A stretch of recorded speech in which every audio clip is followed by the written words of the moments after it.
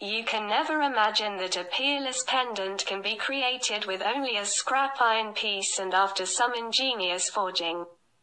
The craftsman first puts the red-hot iron piece on the bench vise and beats it continuously until it forms the same arc as the drawing, and then continues to fix it on the bench vise, and performs a series of grinding and polishing treatments until the polished one is shining.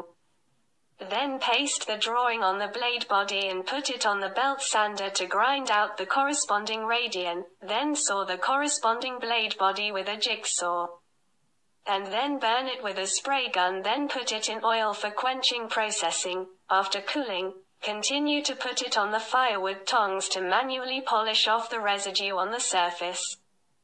Then polish it with sandpaper, and put it aside for later use. Then find some broken silver and put it into a quartz dry pot. Use a spray gun to burn continuously until it becomes liquid. Pour it into a mold and let it cool. Take out the model. Continue to put it into a tablet machine and turn it over and over again until it is pressed. Make it into a thin sheet. And then put the pre-drawn and trimmed drawings on it. Saw the corresponding shape with a saw, and then put the remaining silver sheet in the tablet machine again to press into a long sheet.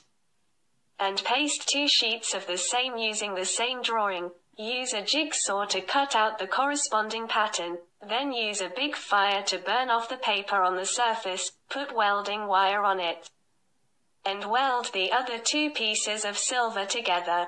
Then the craftsman drew a detailed pattern on it with a marker pen.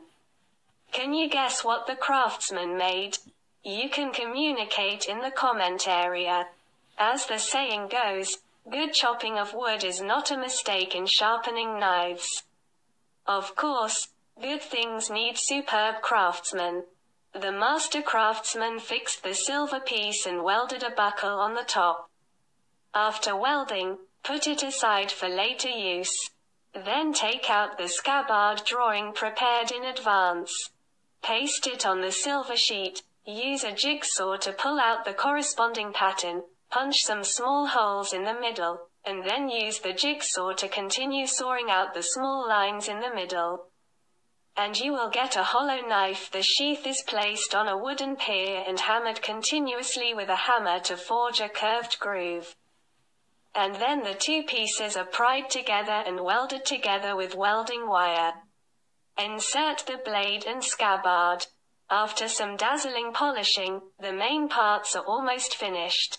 Finally, put some sulfur powder in the spoon, heat it into a liquid, and then brush some liquid on the parts with a brush.